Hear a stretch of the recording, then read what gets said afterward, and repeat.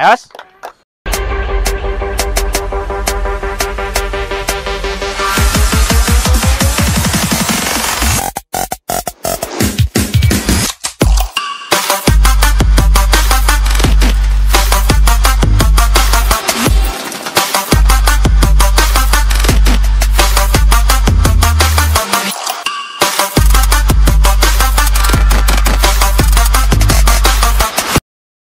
Bago mag-sirwing, sight block. Ang purpose niyan ay walang glare. Dapat perfect ang sight picture. Walang glare. Dapat itim na itim. Ang tawag diyan, sight block. Sight block.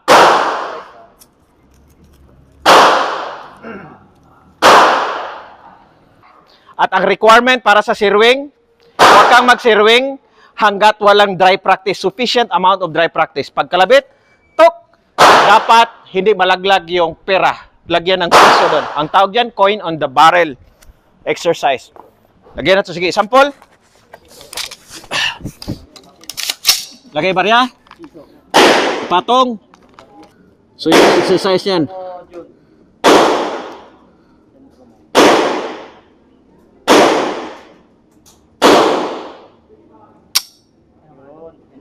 Hindi masyado na sentro. So, diyan dapat hindi malaglag. Okay?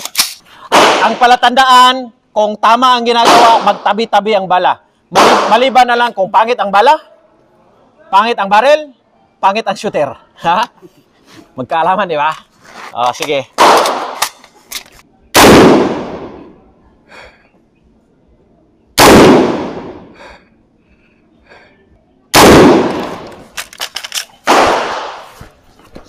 Right.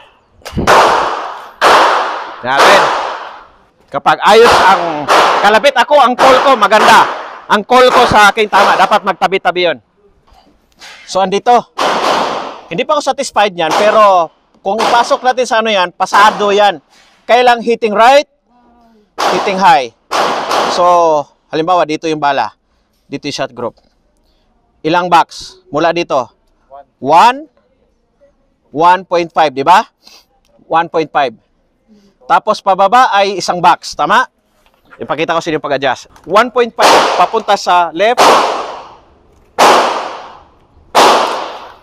Papunta sa left. Ito, tingnan mo, right na. 1. 2.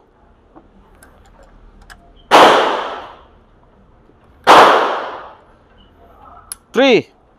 So, inisyalan mo natin 3, ha? Okay? Gawin kong 4. Okay? Okay. Dito, hitting high, di ba? So, kung ang up, tinan niyo yung up, pag gano'n, no? May arrow dyan, no? Pag gano'n. Nanasa.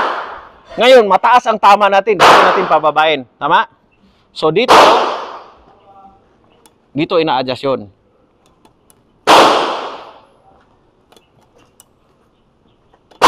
Ang tawag dyan, detent. Yan. Pipindutin. 1.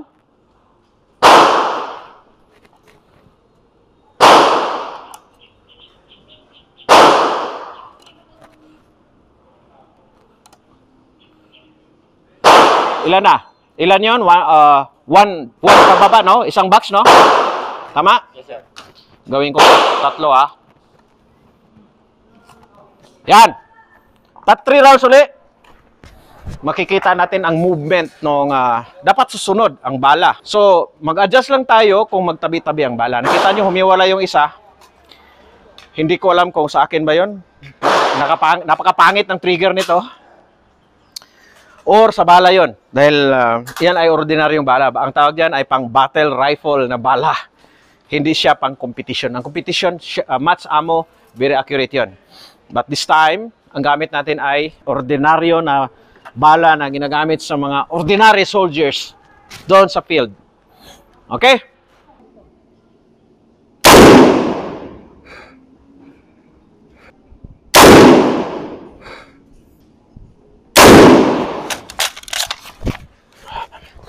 Okay? Parating may hiwalay na isang piraso. Hindi. Sobra sa down. Okay? So, sobra sa down, i-up natin ng dalawa. Alam mo yung isang ano, naitiman eh. Nakakalito sa aiming point yan eh. Naitiman dito oh. Pag makita mo dyan, may itim dyan eh. Alam mo yan? Dapat, in this case, dapat puti ang tapal, hindi yung ganito. Ha? Maapektuhan kasi yung tawag dyan, side picture, dapat perfect ang side picture mo. So kung may itim din dyan, maapektuhan side picture mo. It might be one of the reasons. Kasi tamang-tama lang naman yung danawon ko dun eh. Kasi yan dito, kita nyo, yung left niya, okay na, di ba? Tama? So ngayon, mag 2 clicks up ako para ang patama ko natin na gusto ay dito sa X. 2 clicks up, balik ko siya para doon sa X. Okay?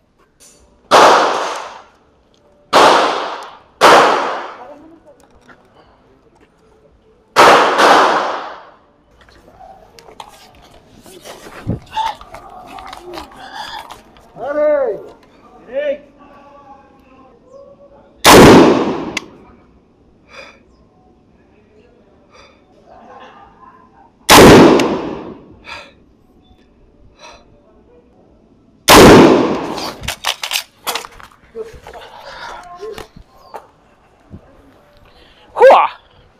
Natin kung pasok tayo. 1 hole. 1 hole. Yung isa. Kunting-kunti na lang. Kunting-kunti na lang. Pero yung shot group A, dapat ganyan yan. Tama yan. So, kunting up na lang dyan. Yan. Okay? Ipakita ko lang sa inyo. Standing, kneeling at saka standing. Ipashoot ko dito. Okay? Doon.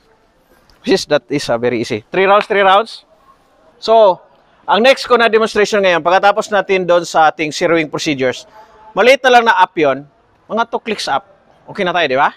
Ang importante sa zeroing procedures, dapat maitabi nyo kagaya nun. Okay? Maitabi nyo. Kung sa loob ng isang box lang, mas maganda, di ba? Ibig sabihin, half inch. Check? Okay? So, ngayon, i-demo ko sa inyo, standing at saka sa kneeling. Tingnan natin kung, ako wala ko masyadong practice, di ba? Standing kneeling, matagal na ako hindi puputok talaga niyan. Tagal na, years na, no? Titingnan natin kung maipatama ko pa siya accurately at a distance of 25 meters, which is very basic, di ba? Pero kung hindi ka confident, meron ba sa inyo na makapasok niyan, standing kneeling? Perfect. Doon sa B, doon sa B, doon sa B. Wala, wala. So, kneeling, standing sa kabila. Okay? Tingnan natin kung dito magkaalaman kung hanggang tikal Ranger C dahil matagal na kung hindi puputok na standing, kneeling, prone. Matagal na. Okay?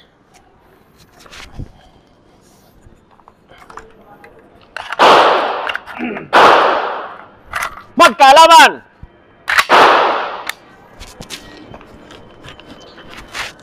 Ika pa nga, yung sinasabi ay ginagawa.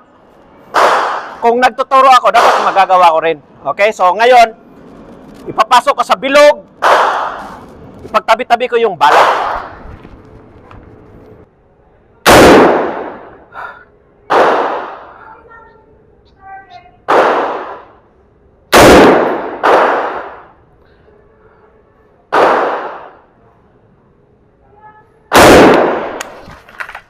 Ayos? Yan standing muna. Okay? Tingnan natin kung kaya pa. Tikal-tikal natin. Standing.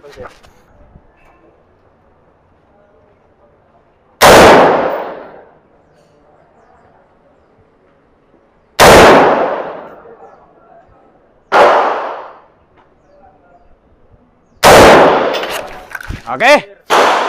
Tingnan natin kung hanggang yabang na lang ba si Ranger C. Standing kneeling. Kneeling. Bila. Taran! Wow! Wow! Ayos? Magkatabi, di ba? Wow. Dito kabila. Taran! Uy, pusang alos! Nagkamali ako ng isa.